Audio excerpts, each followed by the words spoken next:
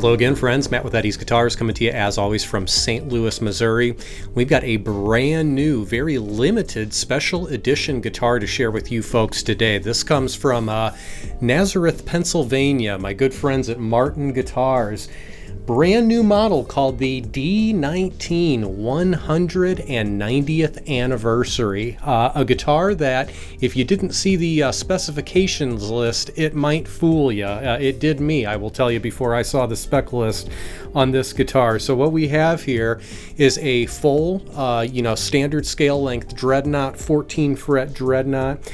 The original D-19s that were built back in the 1970s were kind of a little bit lesser known model based loosely around the D-18 with some of the aesthetics and choices that they made behind the materials of the guitar. But today we have kind of a reiterated version of that original D-19 with a little bit of aesthetic change to it. Like I said, we've got a 14 fret dreadnought. You can take a look at this top here. I would believe you if you were fooled into believing this was a curly mahogany top. However, it is not. It simply looks like one.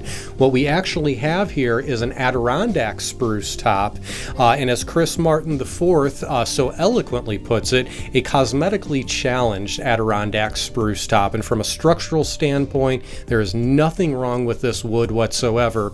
But when you look down at a Martin guitar, you expect to see a nice clean spruce top typically, and because these tops didn't look the cleanest and up to their standard for like a D-18, a D-28, and down the list of their models, they did a sort of an aesthetic treatment to this. And now Martin, in their wood collection, they have a rather large supply of very high-end, very fine curly mahogany.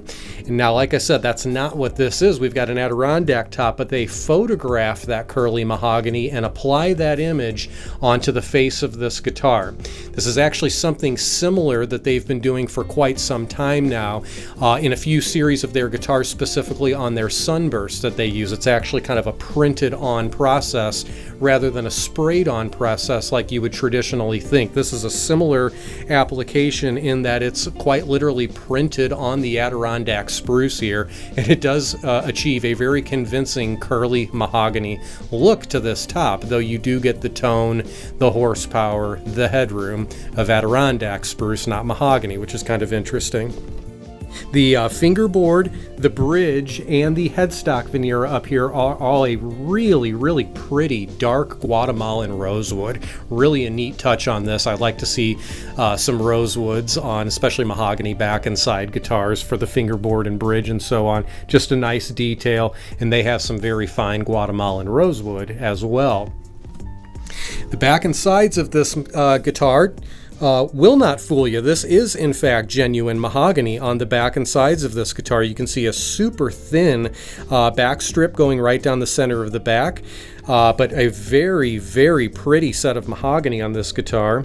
The body itself is bound in a nice dark tortoise shell binding. And as I said, all the way up on the headstock, we do have that matching Guatemalan rosewood veneer. We've got nickel open gear tuning machines up here as well. We do have the standard 1 3/4 inch nut.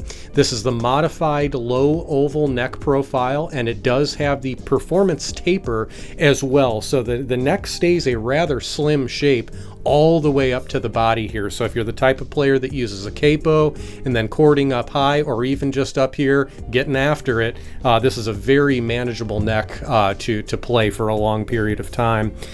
Under the hood, along with the Adirondack spruce top, they match that with Adirondack spruce braces, which I love to see. That's on a lot of custom shop guitars that we have built for our shop. We'll do Adirondack tops, and we'll be very certain to make sure we specify Adirondack spruce braces as well. That's just going to aid in the overall projection of the guitar and the overall headroom that it's going to have, and it certainly does. And the tone of this guitar, think powerful D-18. That's kind of what it is at its core, aside from some of the aesthetics that we have here. Kind of an Adirondack topped D-18, if you will. So it definitely has that drier sound, the kind of drier mahogany sound. Does not have an overabundance of overtones and harmonics that bloom out of the guitar, but it's very punchy. It's got good volume to it, and a nice somewhat blended sound. There's good note separation there, but when you hit a big chord, it sure feels like one big unit just coming at you. A little bit less note separation than some other models, especially some of the rosewood models out there. So a very, very interesting new guitar from Martin. And I should mention, as I mentioned earlier, I'll mention again, this is a highly limited model. There's only 190 of these made. This is number 36 of 190, the particular guitar I'm holding. So quite a limited little beast here. I would just ask you folks, what do you think of this guitar? I'm curious what you think about the finish, what you think about the sound. We're going to take a look in just a moment here. Leave it in the comments. We'd love to hear from you on what you think of this new Martin model. We're going to take a listen now.